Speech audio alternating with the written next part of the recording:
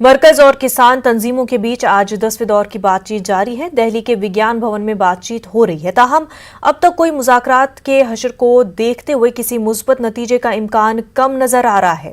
मुज़ाकरात का सिलसिला जैसे जैसे दराज हो रहा है, उम्मीदों की जगह नाउम्मीदी घिर जा रही है। फरीकीन अपने अपने मौक़िफ़ पर कायम है। इस पस मंजर में आज की बातचीत किस सिमत जाएगी, इसका अंदाजा लगाया जा सकता है।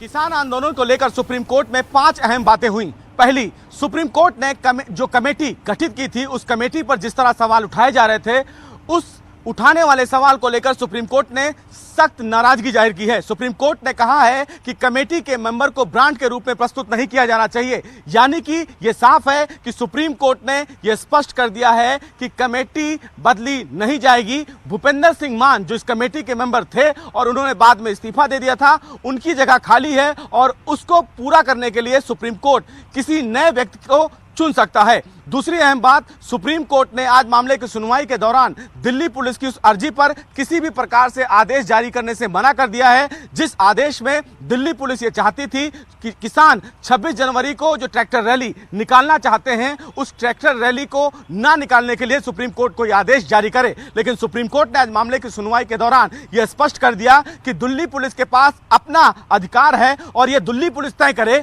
कि किसको दिल्ली में एंट्री देनी है और किसको नहीं, क्योंकि ये दिल्ली पुलिस के अधिकार क्षेत्र का मसला है। लिहाजा सुप्रीम कोर्ट ने इसमें किसी भी प्रकार से कोई आदेश जारी करने से मना कर दिया। सुप्रीम कोर्ट में जो तीसरी अहम बात रही वो ये रही कि कमेटी को लेकर किसान संगठन की तरफ से कई बातें कही गई, जिस पर यह कहा गया कि इस कमेटी में निष्पक्ष लोगों को शामिल किया जाए। उस पर सुनवाई करते हुए सुप्रीम कोर्ट ने इस पूरे प्रकरण पर सभी पक्षों को नोटिस जारी कर उनसे जवाब मांगा है।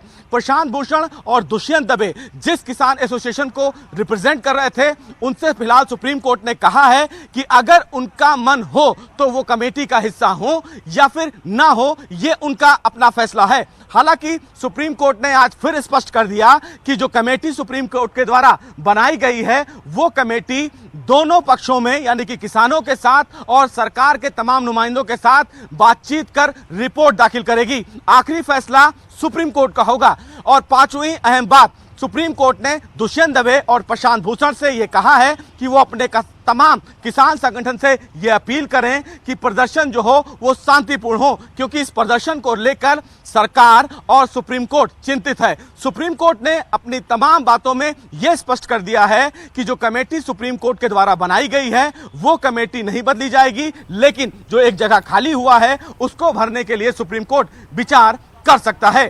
कैमरामैन जगदीश गौतम के साथ सुशील पांडे, न्यूज़ 18, दिल्ली।